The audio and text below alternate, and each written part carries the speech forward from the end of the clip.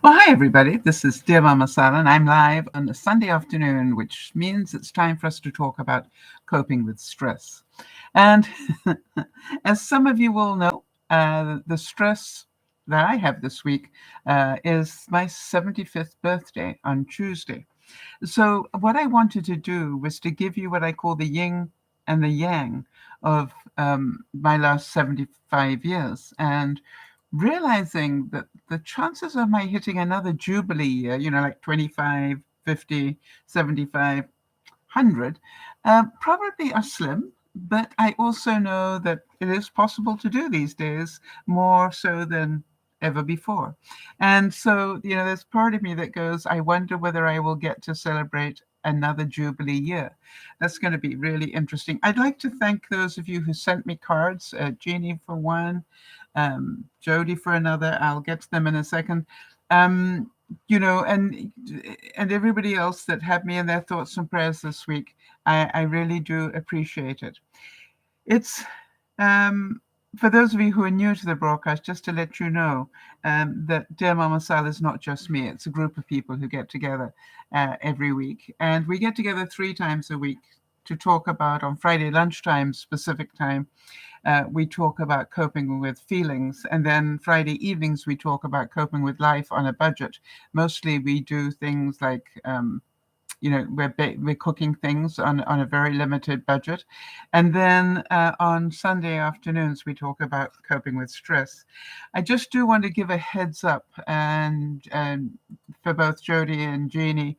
Jody, by the way, is my admin, and Jeannie very kindly backs her up.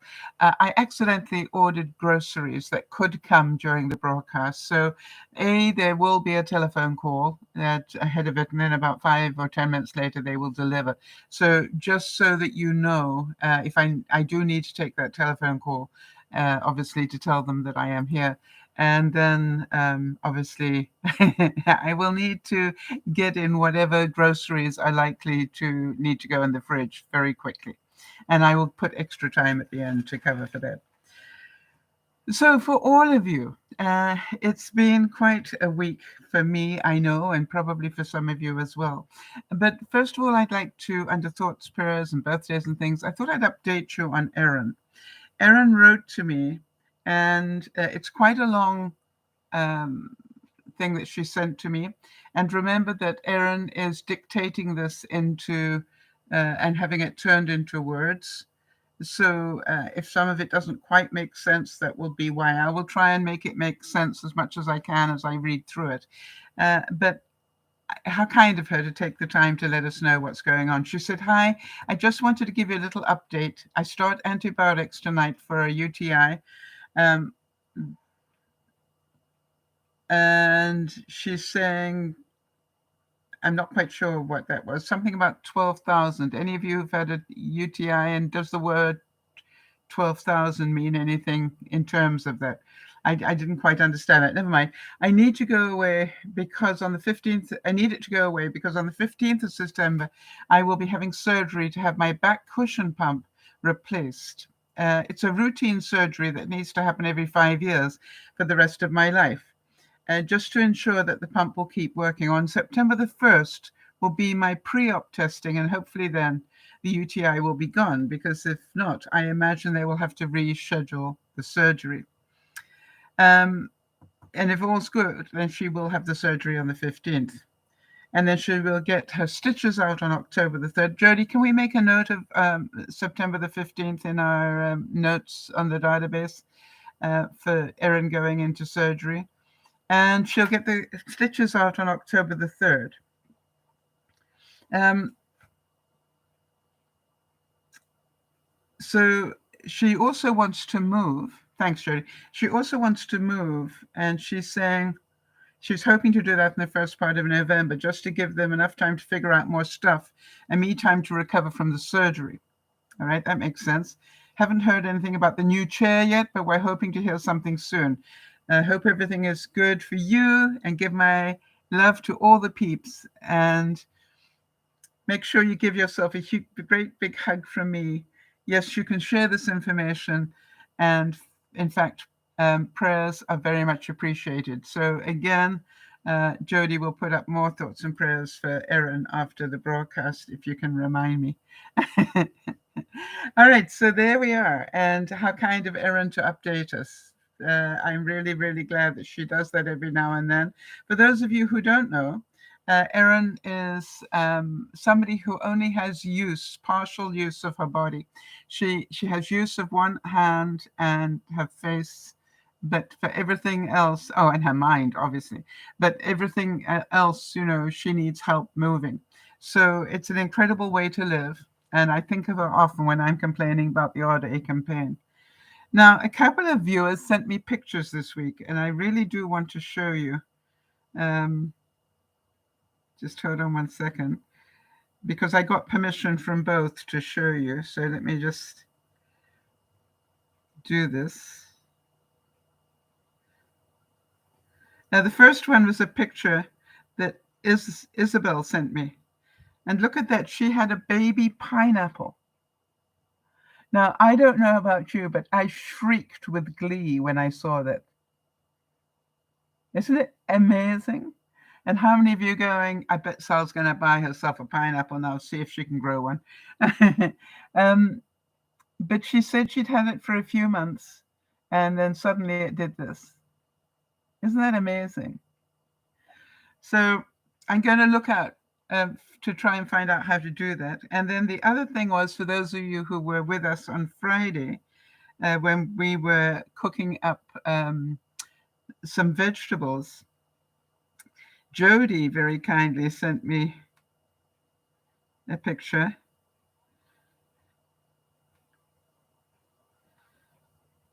And the problem with Jody and I is we pass each other so many pictures that it might take me a while to find it. There we go. Anyway, what she did, she was inspired by the vegetables that I was cooking. There we go. And she made Lionel a vegetable pie. Doesn't that look really nice and healthy? And it's topped with Parmesan cheese and basil. And I don't know about the rest of you, but I really love the look of that polka dot casserole dish that she's got it in. And I found out something about Jody that I didn't know. Apparently she collects polka dot stuff.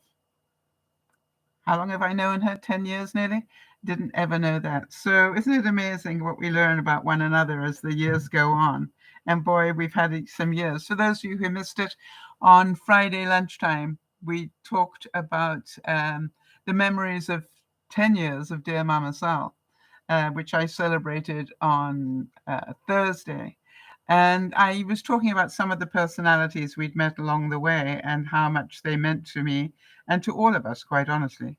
And, we had some good laughs. Anyway, to get on to the yin and the yang, understand nature and you will understand yin and yang. I was looking this week and I was thinking about, the journeys you guys have taken with me all this time.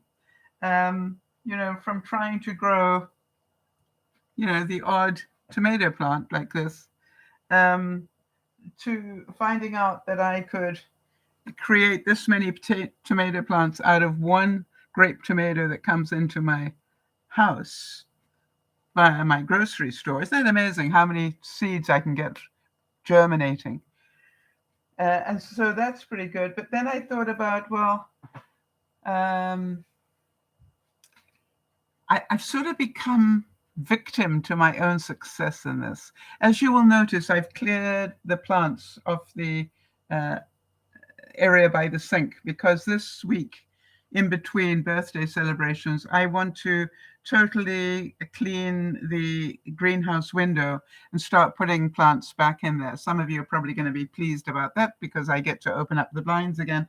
But I thought I'd show you some of the things I've been growing inside hydroponically. That means just in water, no earth, nothing like that. And I started it in my little aero garden, and now I thought you better see what's going on here.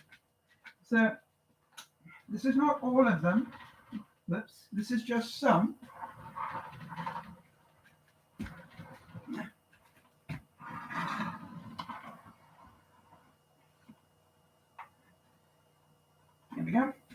So I thought I would show you that this is a pepper, and that is a pepper.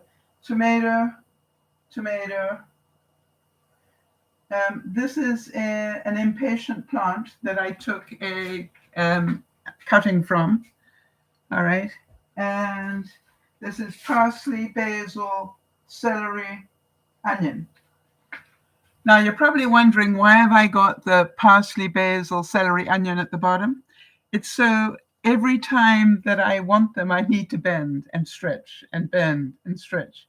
So now you will see that I've put them in this rolling cart. I've got two. And the reason that I wanted to do this, Jody will understand this perfectly, is my milk comes in these really great containers. You know, Jody got me convinced to buy this long life milk. What's it called? Fair, Jody, what's it called? Fair something. Fairlight, I think. Jody will know. Milk, or I could open my fridge and find out. What? Fair Life, thank you. All right, but you know, it comes looking like this. But what I found out was that when you've finished it, you can take off the actual packaging stuff is a piece of film that they put over the top, and you can actually just take a sharp knife and cut it right off. And you end up with a very nice hydroponic container. And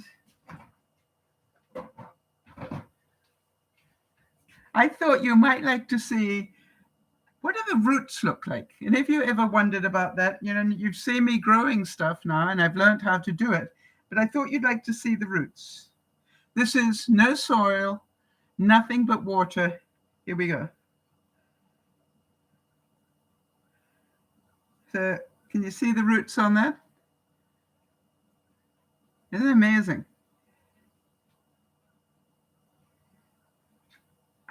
But hold on one second.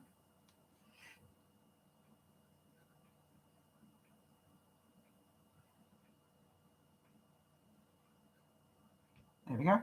I turn it so that the roots don't get caught at the top.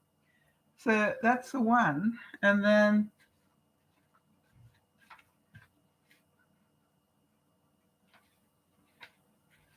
I thought I'd show you the root system on this one.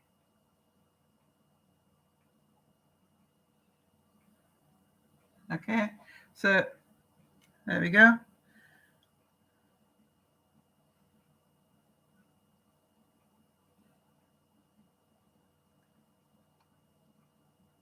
Now, unfortunately, I don't have how long I've been growing those, but I thought you would like to see it. I've got some, I can't remember which one it is. It might be this one. No, it's not this one.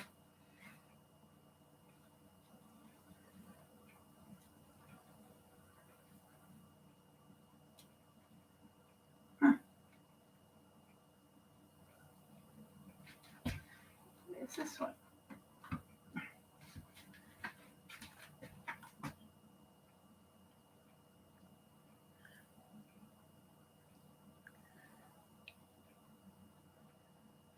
Look at the roots on that.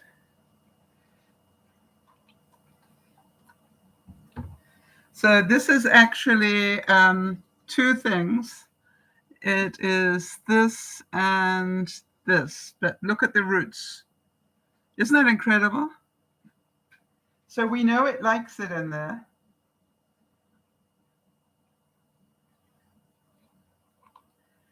And as you can see, no earth, nothing. All right, just water. So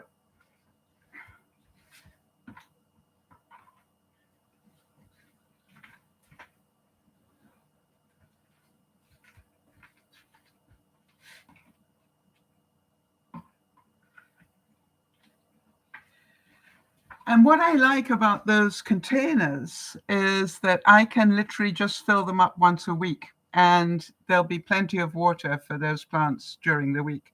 And every now and then I put some plant food in it, in the water that I feed them, so that they get the nutrients and everything. But you can probably see I am on my way to phase 2 of AeroGardens. You remember took me 2 years to get the aero garden working properly, and I've got that now. And now I've got the gigantic aero garden growing. And also, I'm reusing the milk containers. Yes, I'm big into reusing stuff where I can. So here is my goal. Over the course of the winter, can I keep them alive? In which case, I will have peppers during the winter and tomatoes during the winter. Now, we know they're going to need two things, light and heat. So I'm going to give them plenty of that. But the goal is, will I be able to keep them alive and get them to grow, continue to grow inside? Now, I just want to give you another one before I get on to the memories.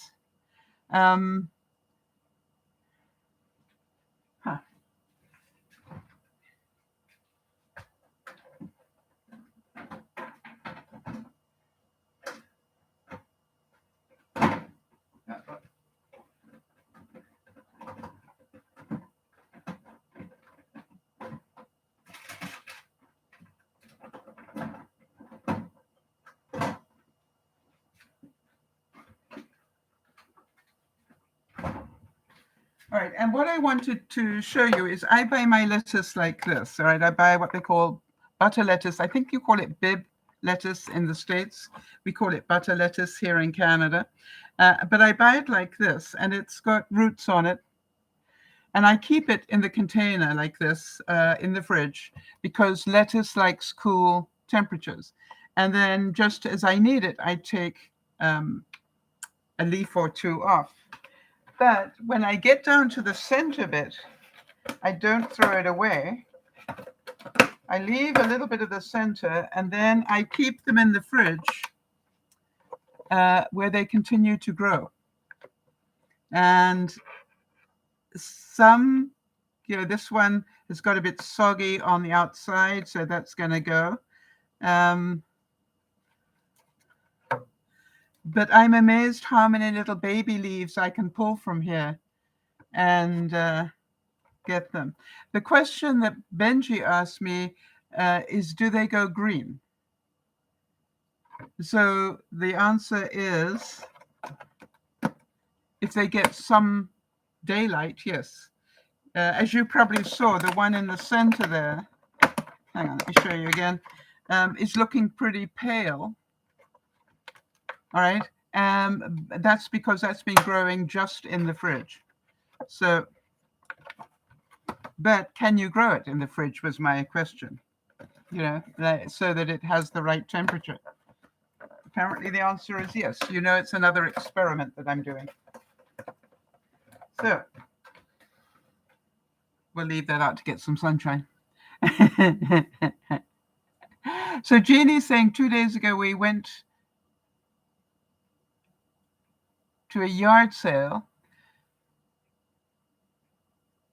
Wow, and she found a 10-inch wok for $1. It looks like new. I want to tell you, it's great when you do those sort of scores, isn't it? And so well done. Keep sharing those things. And one of the things that Jeannie did when she sent me a card, just bear with me a second, was that she sent me the history of the crock pot. And I'm just going to read you some of that in a second. Just want to make sure I got through everybody's. Oh, let me do birthdays first. Birthdays, as we said, it was the birthday of DearMamaSal, the program, on the 25th, and of course Dougie's birthday.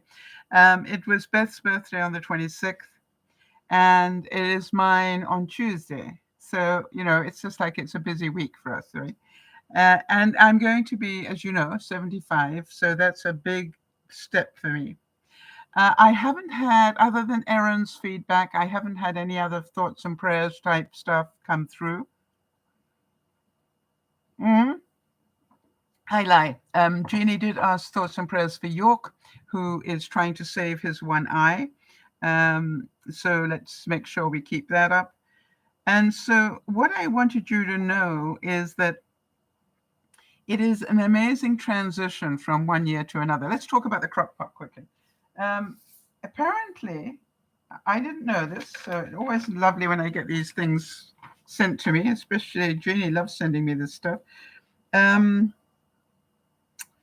1936, a guy called Irving Naxon invented the crock pot. And the reason that he did was because of his grandmother. Now, his grandmother was Jewish and very devout in that. And so she didn't turn her stove on a Friday. And Jeannie, I'm sure you'll tell us why that tradition came about. I know there was a good reason. All these traditions have a good reason.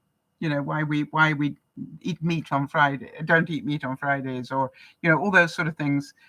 Different religions have different traditions, and I'll be interested to hear.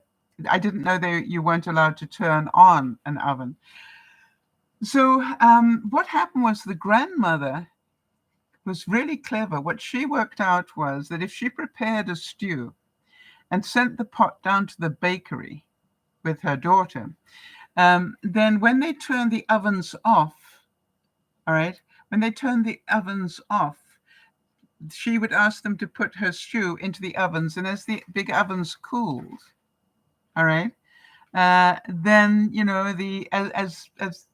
it started hot, and then it would cool down, and so by the evening there would be a total meal. And then the husband realized, that actually we should make something that can do that, and he came up with the crock pot. Isn't that funny? And the other thing is, for those of you who've got a Dutch oven, most of us use the Dutch oven in the oven, whereas, of course, the Dutch oven was made to be used originally on top of an oven or on top of a heat source. And so we're just getting some feedback from Jeannie now. No cooking on the Sabbath. Yes, but I want to know why. There's a reason why that tradition started. Yeah, I know it's Israeli tradition. I mean, think about this Jewish. Why would they not want to cook on Fridays?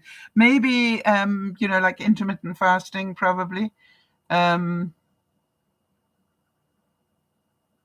would be my sense. All right. It's something to do with the diet, because most of these traditions that you hear about have a really good dietary reason. Seventh day is a day of rest. Okay. Thanks, Kimmy. That would be one thing as well. All right. And, the holy day for the Jewish faith is Friday, not Sunday. So how about that? We all learn things. All right. That's a good point, actually. I like that. Right. And that's Jeannie's confirming. Cooking is considered work. No work on the Sabbath. All right. Which is Friday. So there we go. We learned about crockpots and we learned about this. So Jeannie sent us some more recipes, and most of them look pretty healthy, so that's pretty good. And I will do my variation of a couple of them. What was the one I liked the look of? Thought I would try. Yeah, broccoli gratin, in other words, with cheese. Pasta and broccoli and cheese, and that looked really nice the way that they did that. And there was another one, crispy lemon parmesan eggplant. So I think I'll have to see if I can grab hold of an eggplant next week. So thank you for thinking of those. That's wonderful. Oh, I told a lie. Jody's saying Saturday, the Bible is the day of rest when cooking, baking, and the kindling of a fire were prohibited by Jewish law. Saturdays. Sabbath is on a Saturday, not a Friday. My bad. Yes, and Kimmy's adding that seventh day is different in different religions. All right. From Friday evening. I knew it started on Friday. I went, but I'll do whatever you tell me. Wasn't going to argue today. I got enough though that probably coming tomorrow. All right. So as we move on, it's the same thing, like the Muslims do their Ramadan, where they don't eat from sunrise to sunset. And I always used to think, gosh, that's such a terrible thing, until I learned about intermittent fasting and realized that actually is such a good thing. To do a month of intermittent fasting is a very good thing. So what is yin and yang? All right. Some of you know it by the symbol, Actually, I've got them. Where have I got them? Hold on a second.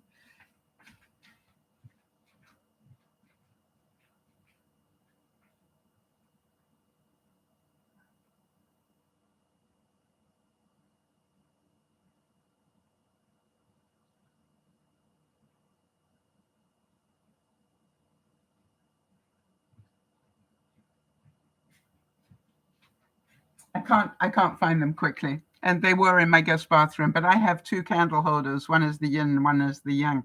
You see them in sort of like two semicircles almost, one black and one white. What it means is that you can't have one without the other. You can't have love without pain. You can't have joy without sadness. You can't have, everything is in balance. And that's something that we sometimes forget, and we only want the good stuff. And so part of what I wanted to say was when I look back onto 75 years of being on this planet, I have a lot of yin and yang on this one. As some of you know, I am actually lucky to be alive at all, and a number of times over. I was actually 2.5 months premature when I was born, and I was big. You could hold me in like this in the palm of your hand, literally. And I was screaming. And the doctors told my parents that not to to name me if that's what they wanted to do, but I was unlikely to make it through the night. And yeah, they didn't know much about me, did they? And then the next day they said, well, she made it through the night, but we don't think she's going to make it through the next day. Well, hello. And so it went on. And in fact, I was in intensive care for 3 months until I, got to birth weight sort of thing. And then they said I could go home, but only if I had 24-hour-a-day nursing. So I was a bit of a problem even then. High maintenance, right? So I was thinking about my first 25 years. And as I'm doing this, think about your first 25 years. If you were doing this broadcast, what would you want to tell me about your first 25 years? What things come to your mind? And obviously for me, Holland, because that's where I was born. I was born of British parents in Holland.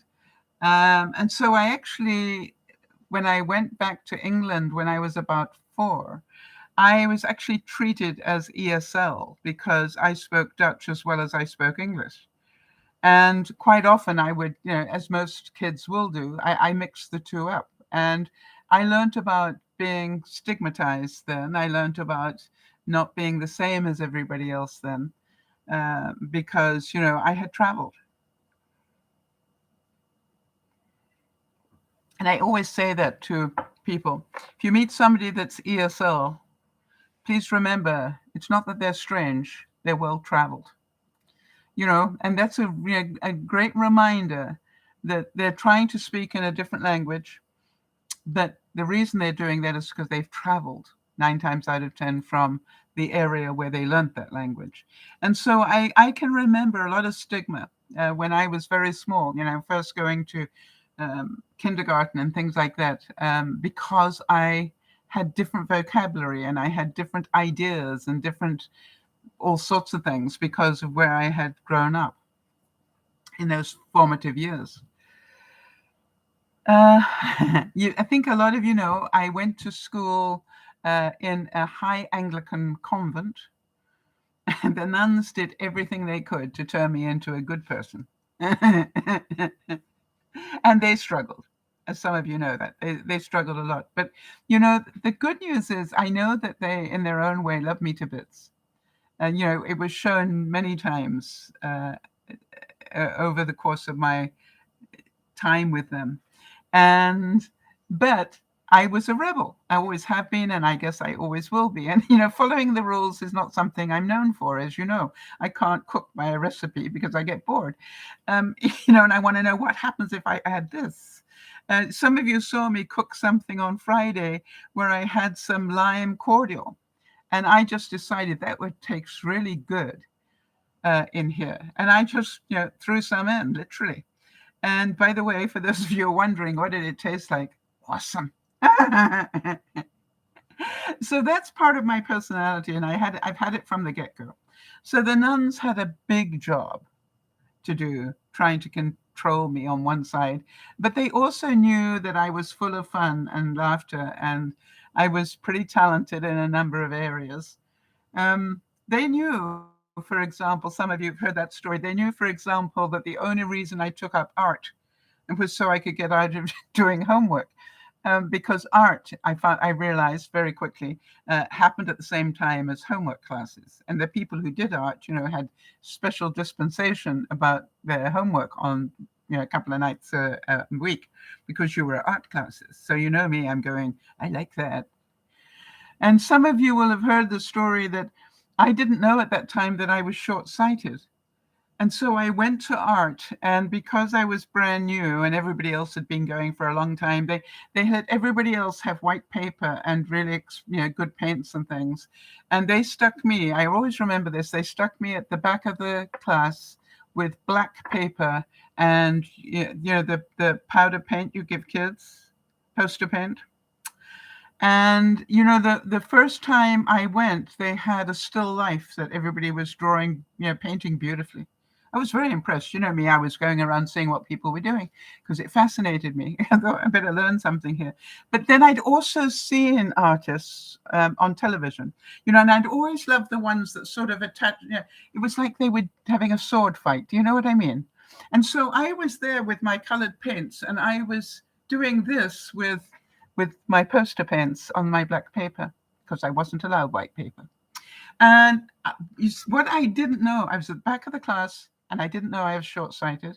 So I painted what I could see. The still life was of chrysanthemums. And if you can imagine chrysanthemums really fuzzy, they would be Catherine wheels. Would you agree? Yeah, big chrysanthemums that were fuzzy. They were like a Catherine wheel. So I had these magnificent Catherine wheels, or growing over my black paper. But I was pretty quick to work out that the reason I was at the back of the class and using different paper was because I was stupid, and I didn't know what I was doing. So when I finished, I picked up the the painting to rip it up, and Mrs. Hobbs, I will remember her to my dying day. God bless her soul. Mrs. Hobbs, our art teacher and the drama teacher, so funnily enough, she she and I got on really well. But she said, "What are you doing?" And I said, "Well, it's on black paper. Everybody else gets white, so presumably I'm the idiot here." And of course, everybody was laughing. And she said, "Don't you dare rip that up." And I said, "What?" And she said, "Don't you dare rip that up. What made you paint it like that?" And I said, "Well, I painted what I was looking at." And she said, "Exactly what you're looking at?" And I said, "Yeah." And she, of course, went ahead and made sure I had my eyes tested, and I found out that I was quite severely short-sighted. And she said, "How have you been doing classwork when you sit at the back of the class all the time? I know that, and you can't see." I said, "I didn't know I couldn't see." You see, if you don't know what real life is, you think the life you're living is real life. Am I correct in that? If you live in a battered relationship and you don't know what a loving one is, you think a battered relationship is love. And some of you will understand what I'm talking about there. And so you understand, here I was not knowing I was short-sighted and found it out by doing art. However, Mrs. Hobbs loved the chrysanthemum so much that she entered it into a competition. My first artwork, she entered it into a competition. And I didn't win, but I was placed. Mrs. Hobbs was so proud of me. By the way, I could have any paper and any paints I wanted after that.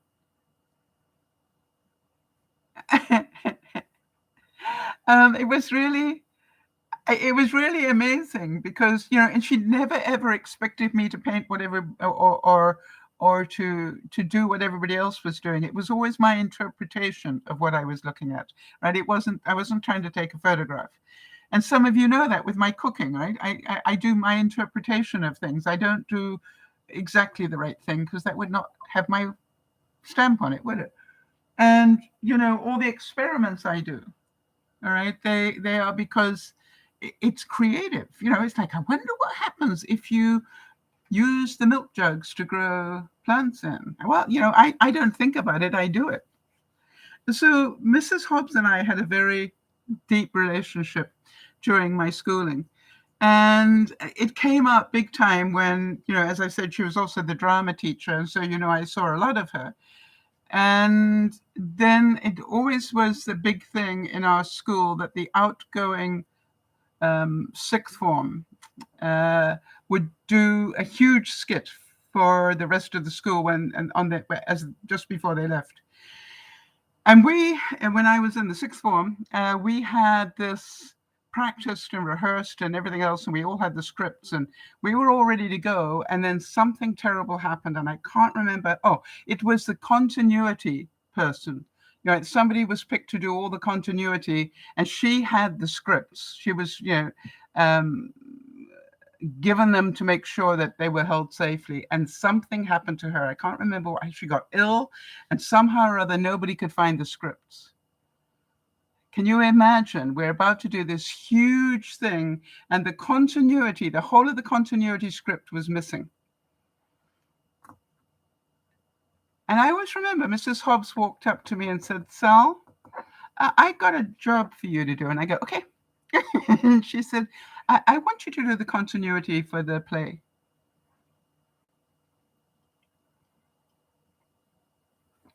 And I said, I'm not going to be able to read the script. She said, "That's why I want you to do it." And I said, "What?" And she said, "We've lost the continuity script. The only person I can think of who could ad-lib their way through the whole of it is you. And the only one that could make the parents laugh and all the students laugh is you. So therefore, try and keep it clean." Or keep it clean, not try. Keep it clean and have fun. And thank you for being who you are. I realized today what an incredible responsibility that was. But she'd had experience of me over the years in the school plays. You see, I can always remember doing Midsummer Night's Dream, and I was meant to get one of the lead roles. But there's no way Mrs. Hobbs was going to give me the lead role because she knew I would have my version of it. But she gave me the role of Bottom. For those of you who know Midsummer Night's Dream. And you know why? Because Bottom is a funny part. And she knew I would play it to the hilt. And she knew that the audience would love it. And I was the comedy act in the middle of Shakespeare. And, and of course, every time I came on, I'd get a huge round of applause because I was up to no good all the time. Body language and double, all this stuff going on. And so over the years, Mrs. Hobbs got to know my talent. And before I left, you've all probably got something that somebody said to you when you were pretty young that stayed with you for the rest of your life. And I always remember Mrs. Hobbs, before I left school, saying to me, "Sal, I don't know what it is you're going to do for the rest of your life, but I can tell you a couple of things." And I said, "What's?" And I got tears in my eyes as I tell this. She said, "I know you're going to impact a lot of people. And I know that you will never do it perfectly, in as much as we could never make you head girl, but we knew your power. And we always made sure we gave you something to do with your power because you have an incredible impact on people." And as some of you have heard, they knew that I could step up to the plate literally, in sports. Somebody went sick, even though I'd never done the sport, Sal would do it and she'd have fun doing it, And so there were a lot of situations during my school time. And the funny thing was, and let's see how well you've been listening to me over the years, which two subjects did I do best in? Have you any idea? What would you think, knowing me as you do? And have a little bit of, there is no right or wrong on this one, just out of interest. What subjects do you think I did well in? And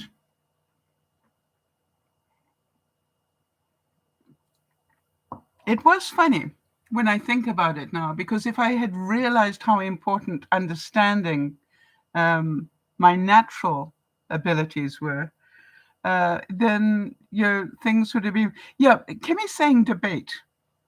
Yes, I was very good at debate. We did do a lot of debating, and I was good at it because, again, I could tell very serious things and make people laugh at the same time. So I used to get people used to vote me up just because they like my humor. Because I'd be in the middle of something really serious and I'd one line it somewhere, and everybody would burst out laughing, and that was really good. I also, anybody else? What else would you think? I did get to do pretty high quality art by accident, as you know, because I only actually did a couple of formal years of art. It took me a while to work out about this homework thing. And Jeannie's saying literature. Yes, I was pretty good on English literature, but it wasn't my top one. I was pretty good at it, though. Thanks, Jeannie. Yes. What made you say that? Interesting that you should say that. That's not something that most people would pick. My art, yes, I did. I did do pretty well in art and drama, both of those. I took art at a pretty high level. Drama, I just did for fun, and I've been doing it for fun ever since. But I did surprisingly well. Jody, any ideas? Jody's saying anything creative. Then I'm going to surprise you.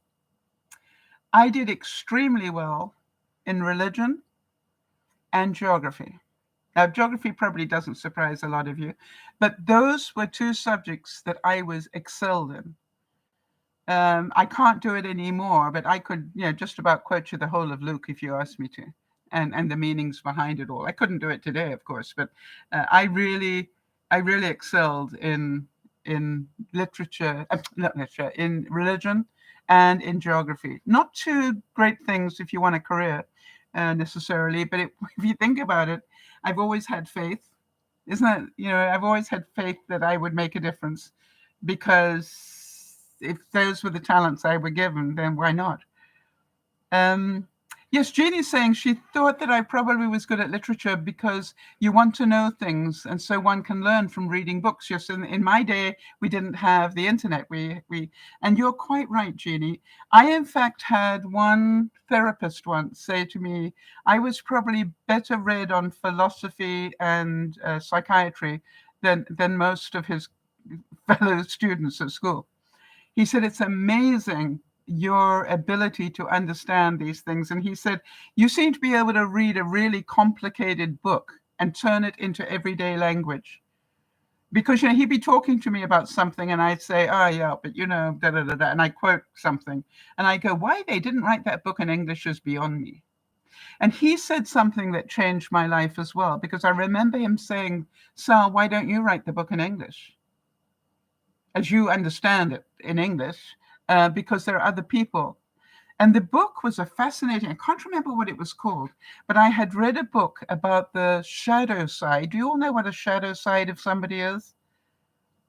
Let me try and explain that. We all have an obvious side, all right, that we show the world. Probably pretty good one, right? I smile, I laugh, I tell jokes, I have experience, da da da da. That's all my, in the light stuff.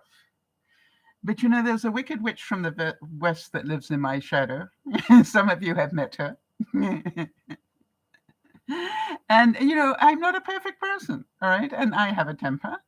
And I have judgments just like anybody else, So I've got a shadow side. But I read this incredible book, and it was all about really famous demonic type people and their shadow side and where it showed up in their childhood.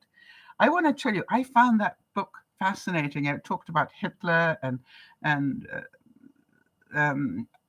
the czars and things like that, throughout history. And who's the guy?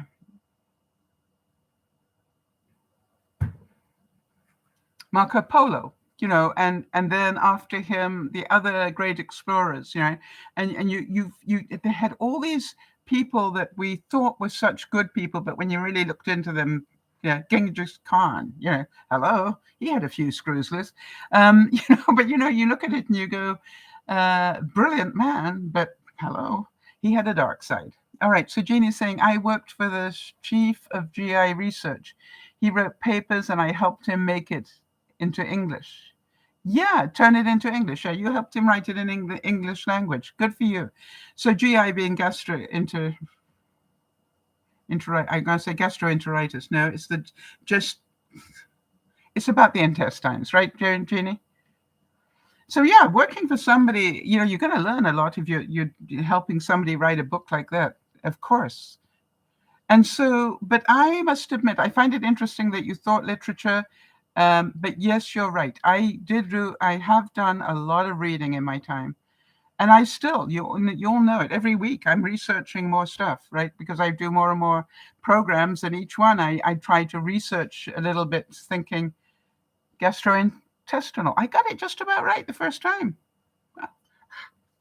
All right, so Mrs. Hobbs, big memory for me at school, and the nuns generally. And you all know I had a bit of problem when I had to do my first confession, and that's another very long story, so we won't go into that, but we'll talk about it again one day. Then I remember going to Liberia, and some of you remember that I used to go to school with the daughter of the then president of Liberia, Tubman. And that was definitely a yin and yang thing. I was the first British subject ever to be invited by the family of Tubmans to go visit. And my parents refused twice because they thought I was too young, but at 16 they said yes. And that was because the British Foreign Office sent an envoy down to say, can you please send your daughter? To say no to a ruler 3 times, does not win us any diplomacy points in England. So if there's any way, we'll send a chaperone if we need to, but we need you to say yes. So I went, and that was an incredible experience, and also a horrific one, as some of you have heard. What else do I remember about my 0 to 20? I was the it girl for a champagne called Kriter, Kriter.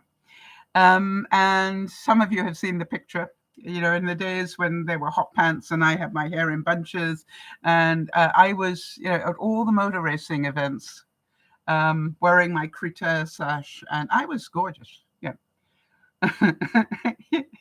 And I was literally their sort of it girl, and I, when champagne went to the winners, guess who was taking it to them? So I got to meet some really interesting people. Jeannie's saying, when my daughter's class went to their first confession, there were 2 lines. One line went quickly. My daughter went to see the priest and was there for a long time. Yes, I actually went with a tome. I went with a binder this thick and read him the first page. And he said, what about the rest? I said, well, you've always taught me that God is everywhere. God's seen it all, heard it all. So you have a job to do. So there you go. You get the first page. You can absolve my sins on the first page. And I then went into the chapel and I sat cross-legged in front of the altar. And then there were a whole group of nuns came rushing in behind me and sat at the back. And I sat cross-legged in front of the altar and went, you remember the time? And I just literally went through having this conversation with God. And they told me afterwards that it was probably the most amusing confession they had ever heard in their lives, but it was also so honest. And it also showed my faith. And that said, they said it brought tears to their eyes that I really did believe and that I was doing a full confession. I just didn't need the third party guy. It upset me.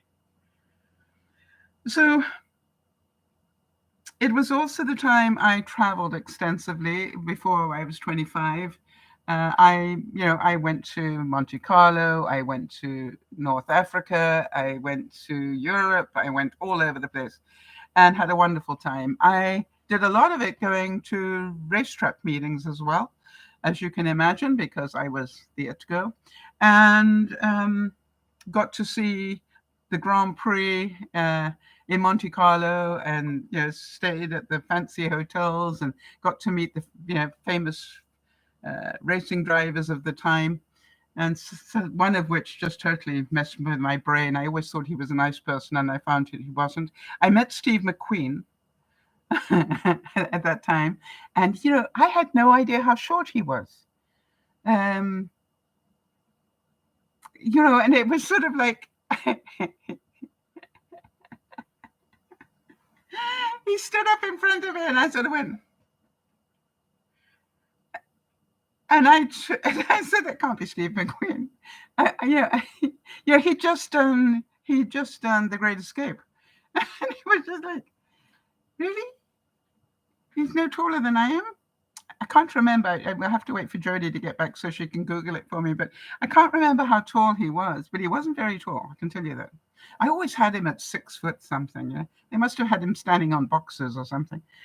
And of course, some of you will know also in my motor racing days that I got to meet James Garner, the Rockford Files guy, and all the rest of those movies. And, he was everything I ever expected him to be, and then some. The nice guy that you see in the movies was who he was to humans. Jeannie's saying, why do you find it difficult to show your belief nowadays? I don't think I do, Jeannie. I'm interesting that you think I find it difficult to show my belief. I think I talk about my belief every week in a different way, one step at a time. I've got go back after my mammogram screening and have more screenings done, and I say things like, I have nothing to worry about until I have something to worry about. To me, they're all part of my faith. But you obviously would like to hear me use different words, and that would show you. I don't have any difficulty showing my faith. Jodie will tell you. Right? And it's not the way you'd like to see it. Right? So, Jodie, the discussion, Jeannie's asked, why do I find it so difficult to show I believe nowadays? And I'm saying I don't believe. I do have difficulty showing that I'm a believer. I just try not to pound people with it. I try to live it rather than to, stuff it down people's throats. That's my thing. And I said, Jodie, I would think that you would probably know more about my beliefs than a lot of people. I try to live what I was taught rather than espouse it. I don't necessarily come out with all the words that you probably want to hear, but I do believe. Oh, for when I say for those of you who are religious. Yes, I say it that way because I know not everybody is, Jeannie, and I have an audience out there of believers and non-believers. That's knowing your audience. All right? Interesting. Jodie's reply is difficult? Not at all. I have known from experience how your faith leads you. Yes. And so I just, I try to make sure that I don't make my broadcasts about my faith. Because that's, it's a bit like politics, right? Barack Obama said, I've always believed that what brings us together is stronger than what pulls us apart, yin and yang, right? And so when you think about it, faith is one of those discussions that people get very hung up on. So I try to take the teachings of that faith and, just balance it. I don't think you're being rude at all. I think you had an opinion. And Jodie's saying you try to include everyone. Oh no, she said actually you include everyone and don't make presumptions. Yes, I really want to make sure that people who don't have the same faith as I do know that I'm willing to hear the same, Jeannie, as I talk to you in terms of your politics, right? I don't want people to think that if you're not Christian, I don't want to talk with you. I love talking religion. One of the best broadcasts we ever did was when we had 10 different religions represented in a room. I think it was in the blog TV days. I could be wrong. But literally, we had, maybe it was 8. We had somebody who was Judea. We had a Roman Catholic. We had a Seventh-day Adventist. We had uh, um, Wiccan, uh, a Satanist, rather. We had a Satanist. Anyway, I think we had 6, 7, 8, somewhere around there, different religions. And it was, to my mind, that one of the most important and one of the most fascinating broadcasts I ever did. Because somehow or other we managed to keep everybody under control. And the whole thing was, do not knock anybody else. We're here to listen to why you believe what you believe. And the one who told the story best was the Satanist. Not that any of us wanted to become one, but boy, did he have some really compelling arguments. It was amazing. I like this quote. It said, "I am the roots that grow in the dark. You are the leaves bathing in the sun." Isn't that beautiful? The yin, by the way, just so that you know, a negative, they say it's feminine, it's passive, it's intuitive, it's dark, it's night, it's cold, it's soft. And the yang is positive, masculine, active, logical, light, day, hard, fast, sun. You see, we have both sides to us. And that to me is very, very important. That's why I said the yin and the yang of my 25 years. I have loved greatly and I've been hurt greatly. I have had great fame and I've had great disaster. And so I've met incredibly good people and I've met some really nasty people in my time. But you see, I think all that makes me who I am, and I'm forever grateful. And then I got to go to Africa in my about I went to Liberia at 16, so I went to Africa probably by 18. And no, maybe 17, maybe it was the next year. No, I went on my way, first of all. My sister lived in North Africa at the time. So, and I also went to Malta, and there's, so I saw a lot of the Mediterranean, France, all those sort of things. It was a wonderful time in my life. And then in my not my late 20s, my early 20s, I went to Africa. So I was thinking about the time between 25 and 50. I did a lot. By the way, between North and 25, I also saw great success work-wise. Enough that I was, front page of a business magazine and all sorts of strange things. So I was very fortunate about those things. But I also was in a time when women weren't meant to be successful, so I was an anomaly. That's why I got the front page. And as I said to many people, I also got the center spread, and I had all my clothes on, which, in those days, the only way you got a center spread of any magazine was if you were naked. Believe you me, you didn't want to see that one. I look at it all and go, I was so fortunate in so many ways. And would you agree that in the black there is some white, and in the wrong there is some right, and in the dark there is some light, and in the blind there is some sight? Jodi's saying, I'm very much enjoying listening to your history. It's fascinating stuff. I want to tell you, this could take a few days. So I will talk more if you guys like this sort of stuff as we go on. But between 25 and 50, basically encapsulated, I got married on the condition, I was in Africa, I got married on the condition I gave up work. That was very interesting. It was my serious dressage time, where you make horses dance. I did a lot of that in that period. Early on, sort of between 25 and 30, really. I got divorced for the first time. I had success again because I need to answer that, people.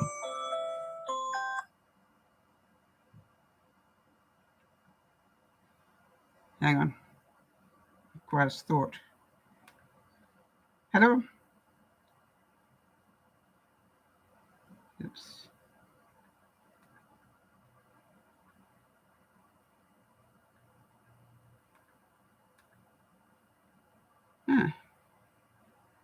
There we go.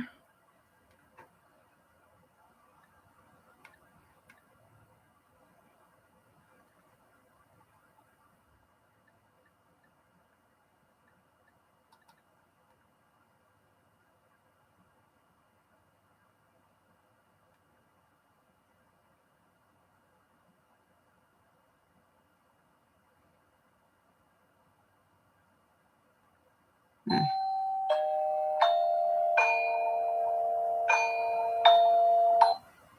right, everybody, just bear with me a second. I do need to get back to this person to tell them it's okay to deliver.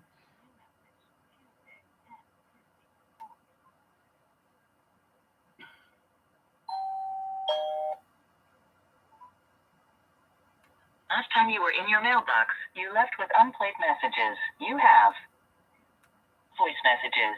New message. Tuesday.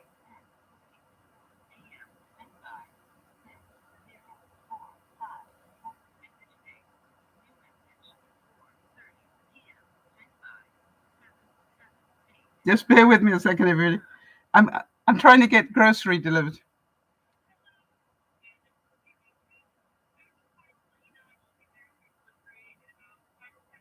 Okay. All right, so about 5 to 10 minutes, people. I'm going to need to just bring in some groceries. I'm sure you'll let me do that. All right.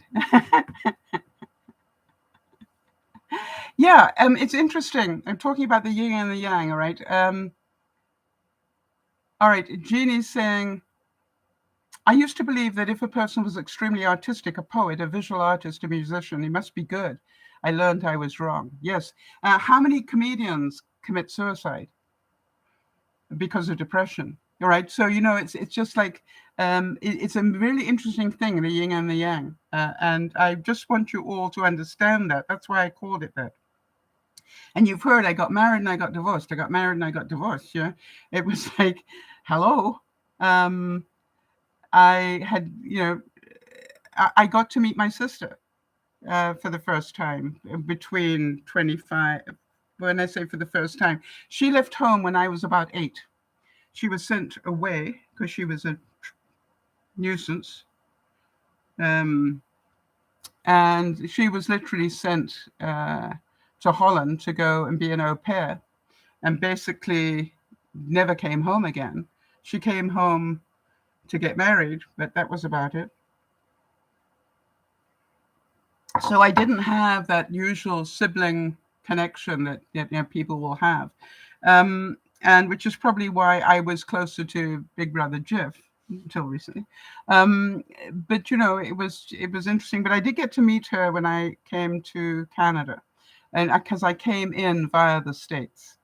And so I got to meet her, and I was quite surprised that we both liked the same candy and the same, it was surprising to me that two people who had lived apart for so much of their lives we had quite a few similarities. It was also in that time that I got to meet my father, who had left when I was 4. And that was definitely a yin and yang experience. I had heard he was one of Churchill's wing commanders during the war. I had learned he was, an absolutely gifted person. He spoke 5 or 8 languages. He was a very smart person. So I don't know about you, but I sort of drew a picture of this man because I was never got to see pictures of him, except when he was in. I think I saw one picture of him in RAF uniform, but that was about all. So I had this vision that he probably looked a lot like Cary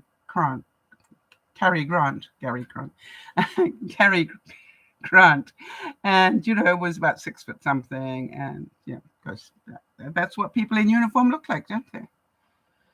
And then I got to meet him, and he again stood 5 foot something, or that's what it looked like, and he was a very opinionated and very chauvinistic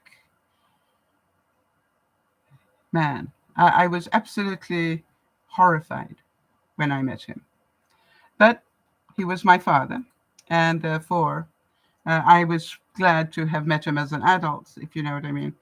And so it was a difficult experience for me. That I had to. How many of you have had that, where you held somebody in your imagination? You held them on a pedestal, and then you met them, and it was just like, wow, how could I be so wrong? Well, I didn't really have. I knew that the picture my mom was trying to paint of him couldn't be totally true because she never had a good word to say about him. But really, it was quite sad to me. And I remember at one stage, and some of you have heard this story, where he pushed me and pushed me and pushed me to tell me what I really thought about him.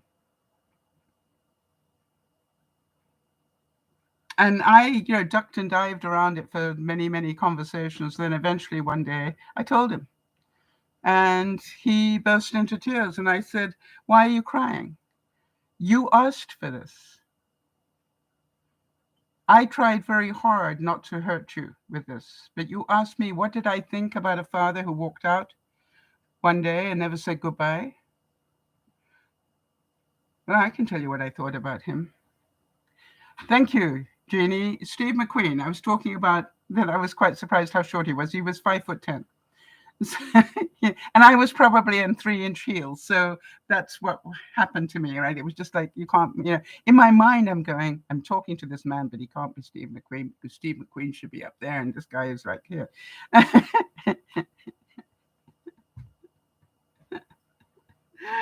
And you guys don't know this, but there was a very famous racing driver in Brandon at that time as well, called Sterling Moss. He was English, and Sterling Moss was, the top British driver, and he was really good. My memory of him was I came running down the stairs. You can probably imagine me doing this. And I came running down the stairs of the Hotel de Paris in Monte Carlo. And I sort of gained momentum. And because I gained momentum, I hit the bottom of the stairs and slammed into the guy standing at the bottom. And that my guy was Sterling Moss. And I want to tell you, he was not polite to me. And I knew exactly who he was. And when he'd finished telling me who he thought I was, and it wasn't polite, I said, "Do you know something, Mr. Moss? I always thought you were such a gentleman. Apparently not. I wish you all the best for the race." And I carried on. And the guy I was with just said only Sal could get away with it. All right, my groceries are arriving. I just want to open the door. Hold on.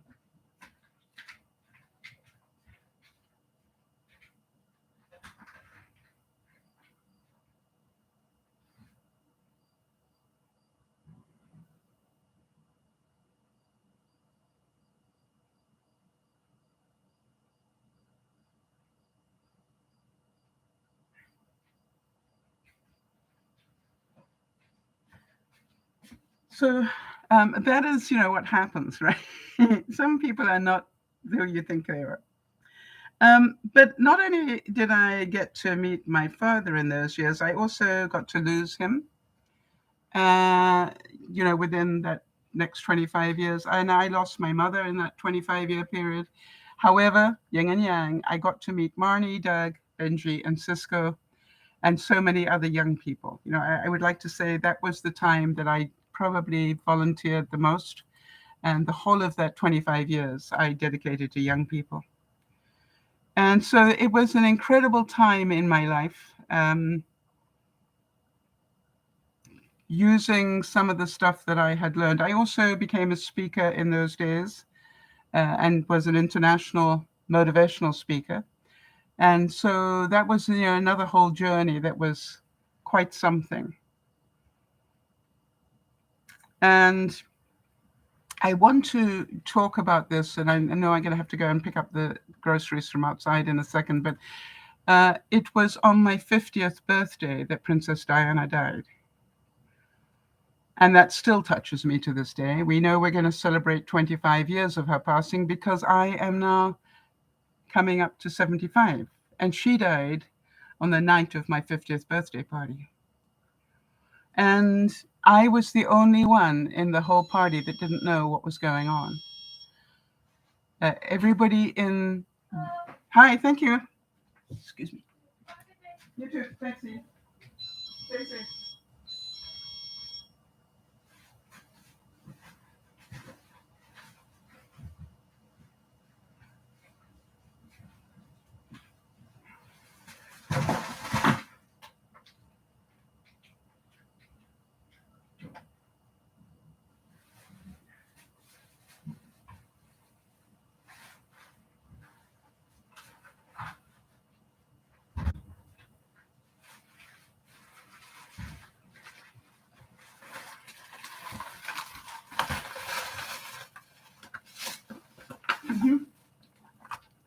Canadian yogurt in a bag. Apparently you guys don't get that. My cream, half the cream and half the butter.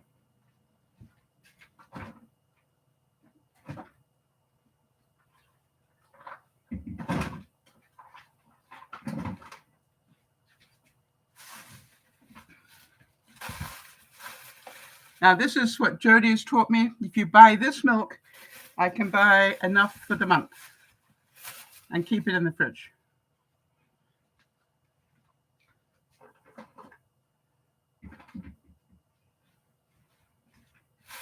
I'm just checking. Oh, got some meat that needs to go in the fridge. Nothing there. Oh, some cheese. I'm just checking for things that have to go in the fridge. That definitely goes. That can go later.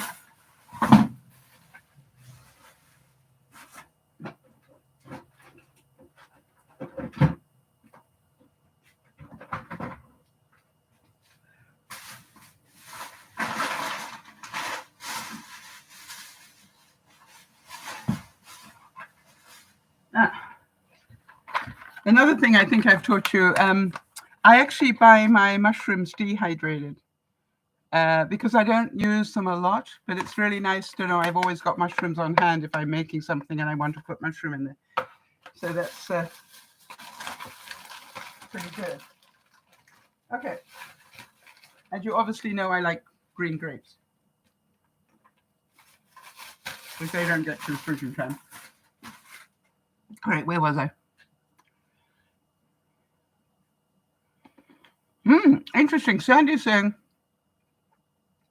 right, go back. Sorry, Jeannie's saying, I met Allen Ginsberg in Maine and made a Rocky Road ice cream for him. He was rude at first and full of himself. Yeah, it's amazing how many, but you know, you catch them on a bad day. You know, I'm pretty certain. Jody's saying she's never seen yogurt in a bag. I know, that's why I wanted to show you all. All right.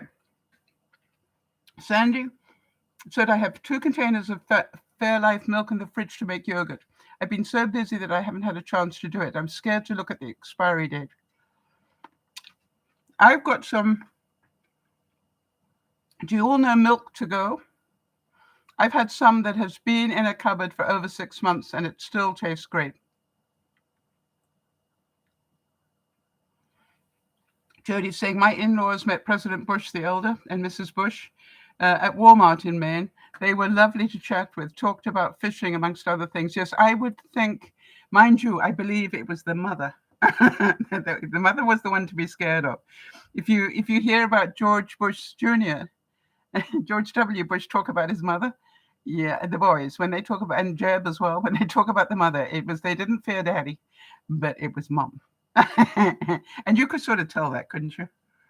I got a feeling, you know, it was a sort of, I don't care who you are when you leave this house. When you're in this house, you do what I tell you. You know, and I bet you that went on until the day she died. My mother was a bit like that. Yeah, Jody, I agree. You could tell. All right, I want to go back to Princess Diana. She actually died. The car crash was just about on the stroke of midnight. I think it was 19 minutes in or something. And that would have been obviously about the time my party started, my 50th birthday party. And you imagine being the only person in the room that didn't know. And the reason they didn't tell me was they knew I adored Princess Diana. I had felt a real connection to her on many levels. And I didn't find out she had died until I was on my way home at about 2 o'clock in the morning. Well, no, somewhere between when she actually physically died. I think at 4 o'clock in the morning, her time. They tried to save her, but I can tell you that it took me days for me to be able to breathe properly again. And so with tears in my eyes, I never celebrate my birthday on its own anymore. I always have the yin and the yang. I celebrate my birthday and pray that she's happy. Because I don't know about the rest of you, but that's all I ever wanted for her, was for her to be happy. And I got to say that maybe it was my imagination, but she looked happiest when she was in the wards with the HIV people, when she was meeting lepers, when she was walking where the mines were in the minefields. She looked, to my mind, the real person that I believe she was. And in her element, in so many ways. She was the people's princess, and she understood and cared for people greatly. And so, to me, you can imagine, from over the last 25 years, every year I celebrate my birthday and cry for her passing, because I think this world would have continued to be a better place had she remained in it. It's interesting, Jodie saying, such a shock that had to have been on your birthday. I'm sorry. Yeah, it was pretty meaningful. It was really strange because there were so many meaningful days in my life that were attached to meaningful days. My mother died on Valentine's Day. My father died on Mother's Day. Go figure. And it's just like, and Princess Diana died on my birthday. It's yeah, I don't forget those days very well. Yin and yang, right? I mean, there's the balance. Don't expect one without the other. And if you're living a sort of humdrum life, be grateful, because you haven't got the extremes that some of us have had. And I say, if you're living a humdrum life, I believe being happy is pretty humdrum in some ways, right? I always complained when I was first went on medication for depression. What I said was, what happened to my life? Because what I found out was that if you go into medication for depression, it takes out the highs and the lows, not just the lows. It takes out the highs too. And so you sort of exist like this. And that made me so keen to get out of depression and learn how to live my life without medication. And I'd been on medication for most of my life, off and on. I had situational depressions a lot. And not surprising when I think of some of the things I went through, but it was like, I would say between late 20s through to my 50s, I probably went in and out of depression pretty regularly, and clinical depression. I was serious stuff, but it never stopped me. That. I still performed. I still did all the other things. I just was on meds. And I once did a speech on it. You can imagine me doing that. And I call the speech "The Irony of the Depressed Motivational Speaker." And the audience loved me for it. And I said, I'm pretty certain I've got a homeless realtor in the room, and I just went down, or an architect living in a rented house. It was just like, the irony of life. And I did a whole speech about it. And we laughed until we cried, and we cried until we laughed again during that speech, because I said, I've seen it all, haven't you? And, everybody was sort of going, yeah. And I was saying, anybody else got any of those ironies? And people from the audience were feeding me different ironies, because life is like that. And I said, just because I'm depressed doesn't mean I can't be a motivational speaker. I can dream. I can hope.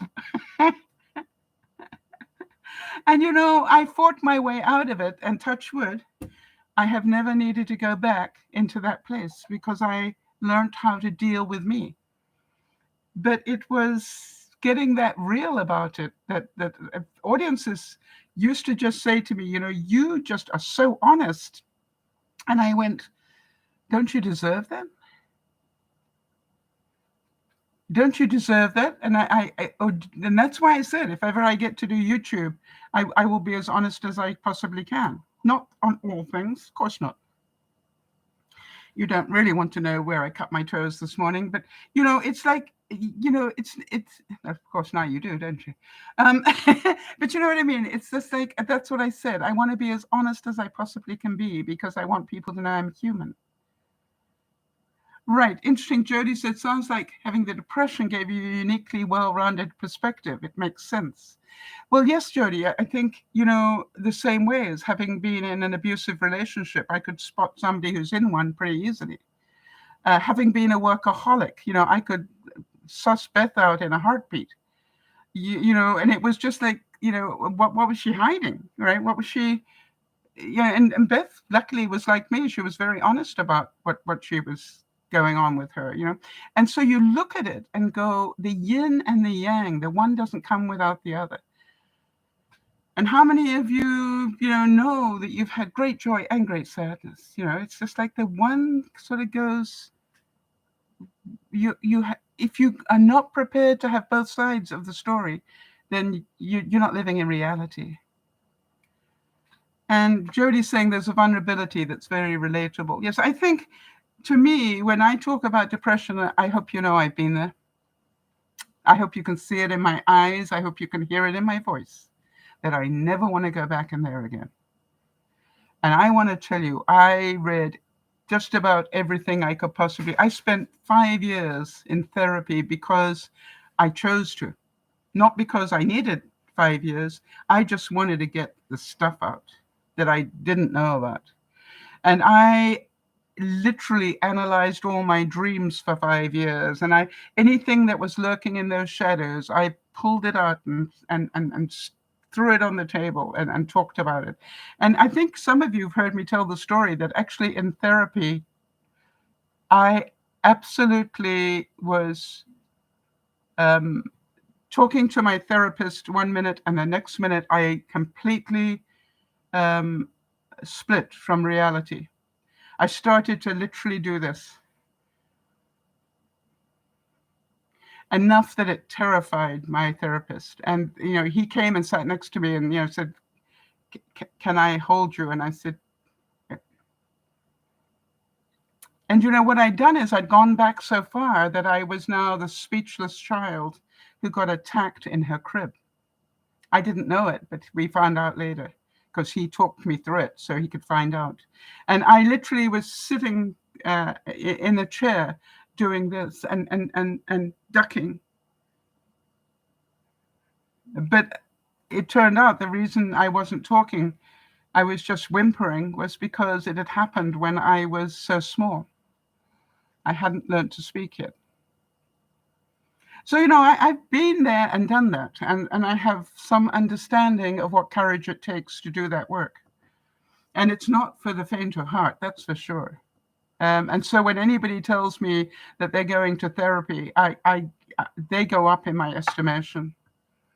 They really go up in my estimation, especially those that stay at it until they've worked through the majority of what's there.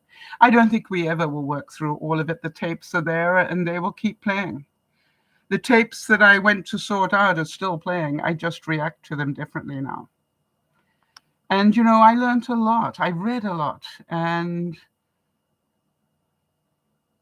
I was able to help a lot of other people. I found the people that helped me most were people who were in it, not people who had medical degrees. They would just wanted to push pills. But, the people who helped me, funnily enough, a lot were the people who were in depression that I talked with and tried to find out, I wanted to know, was I alone in having this sort of thought pattern or whatever was going on? And no. And so to me, it was a very interesting time of my life to work through that stuff. And I had a good reason for having the demons that I had. And I got rid of most of them. And so that took me into the last 25 years. And I say that because I'm running out of time. So maybe we will handle the last 25 years next week. I am sure you know that I have, an awful lot I could talk about in those different periods of my life. I think, with all sincerity, I'm quite sad to say I probably won't be around for the next 25. But maybe science will make it more possible. I don't think I've led a good enough life for my body to hold me for another 25, but maybe I'm wrong. Maybe I'm doing enough, I've done enough, I don't know. We'll find out. But what I do know, without any doubt at all, is me at 75, I'm not the same as my mom at 75. When I think about my mom at 75, she didn't do very much, quite honestly. When I say she didn't do very much, she sat around, drank coffee, and did jigsaw puzzles and crossword puzzles. So, I think we live differently today. Or does every generation say that? Does every generation, when they hit 75, say, gosh, I remember my mom at 75 and she wasn't doing what I'm doing? So Jeannie said at a certain point, I asked my psychiatrist to hypnotize me. From this, I discovered I'd been abused. After discovering this, my life changed for the better. Yes, as I said, when I found out that the first abuse I had was before I could speak, that made it put a lot of things in perspective for me, Jeannie. Why did I not trust people? Right? Well, hello, the people that were meant to look after me, those 24-hour-a-day nurses. I woke them up or something. I don't know what I did, but I got punished for it. And how many of you know that the same thing will keep coming back every time I get victimized with what's happening here in my present relationship where I live?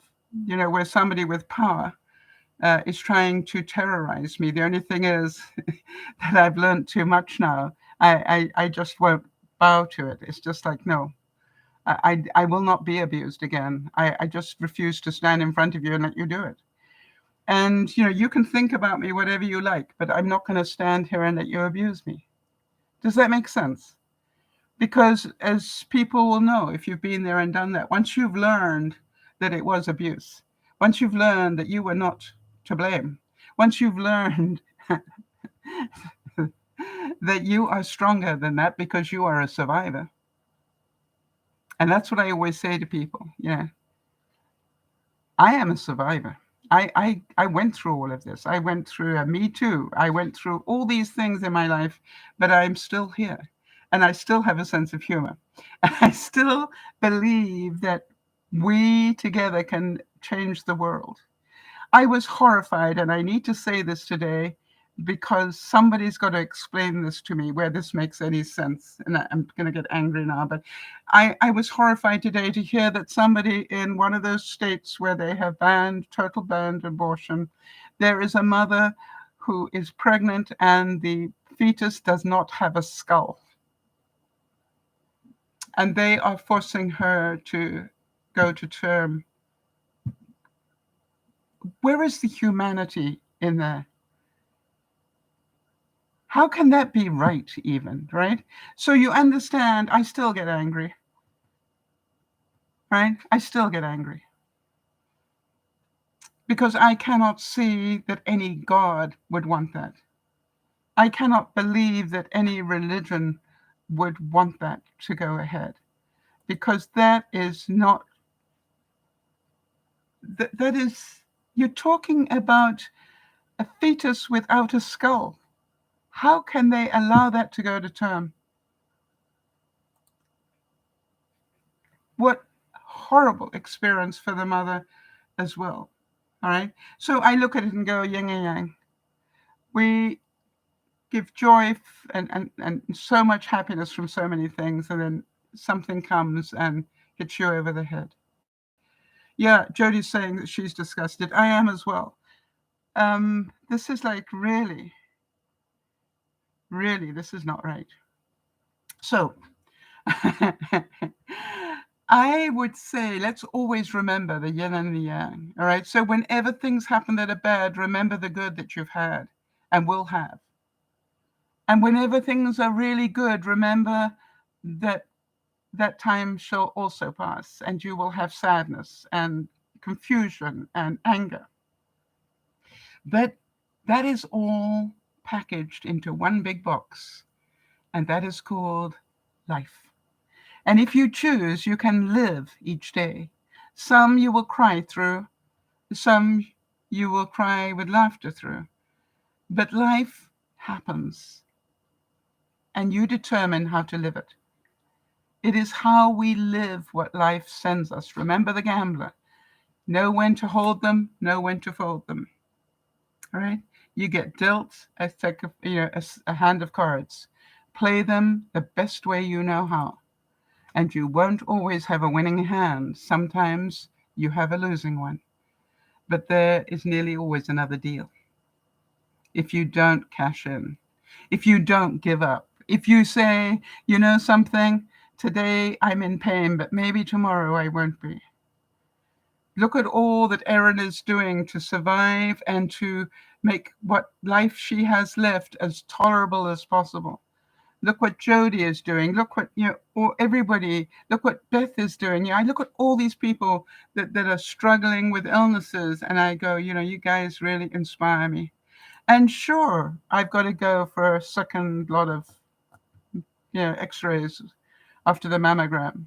But I don't know. Maybe it's a shadow, maybe it's nothing. And so do you understand why I say at the moment I have nothing to worry about? I will worry if I have reason to worry. But even then, worrying is not going to fix it. Getting something done will either fix it or not. So you see, I think when I look back on 75 years, what I've learned is some level of reality. I've learned that some famous people are wonderful, James Garner, and some not so much. And that just because people say they love you or even marry you doesn't mean that they love you. You were just good arm candy at the time. And when you got sick and ill, they didn't want you anymore. I learned that one the hard way. But I also learned that I wasn't as stupid as everybody thought I was, and that I could have all the education in the world if I wanted it. It was available to me. So here I am, sharing what I know after 75 years. And for as long as I breathe breath, I hope I continue to do it. And I hope that some of you learn something each time. What did you learn from today, if anything, that helped you? Anything?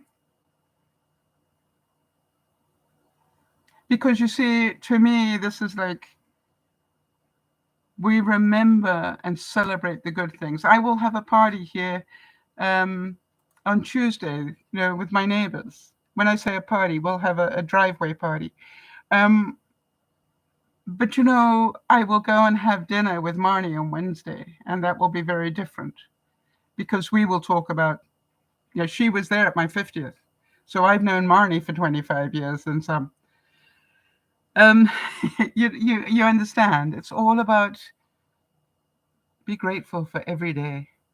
You don't, what you think is a miserable day might be your best day in the next 25 years. Who knows? And what you think is a really miserable day or a really happy one might be a miserable one later. We can only live one day at a time, one moment at a time. And as I said about growing the aero garden, remember for the whole of the first year, we're trying to grow things in that thing. I failed. And now I've created a monster. This is only what I've got here. What's out on the deck. And what I want to know is how much can I keep going over the winter? That's my next challenge. All right, so Jody's saying, I learned that I'm still in awe of your story, and the bottom line is to keep going. Never give in. Believe in yourself, and Jody, and whoever else you believe in. All right? And I say that because I don't care if you believe in the tooth fairy. I don't care if you believe in the Easter Bunny. It's like if you have any sort of faith, keep it. Because we never know when we need it. And nurture it and be grateful for it. Because imagine all the people who don't have that. So whatever, whoever you choose your God to be, all right? I really don't care. all I hope is that you've got something that you believe in that's greater than yourself. Junie's saying a little over a week after your birthday, I turned 75 too. It's my pleasure to have met you and to know you. Well, thanks, Junie. We seem to have walked similar paths in a lot of ways. And so this is DearMamaSal saying, have a fun week. I will probably send you a couple of pictures over the week because you probably would like to see a couple. But I'm not doing a big do or anything like that. I just want to have quiet dinners with people I love dearly. And I will be seeing Dougie again sometime early September. This is really a busy time for him. So, we had one dinner, as you know, about 10 days ago, and then we will have another one early in September, so that we will both have celebrated our birthdays. I will see you all on Friday. This is DearMamaSal saying thank you so much for your help, Jody and Jeannie, for backing up there. We will do what we can to live one day at a time, one step at a time. Thanks, everyone. Bye-bye for now.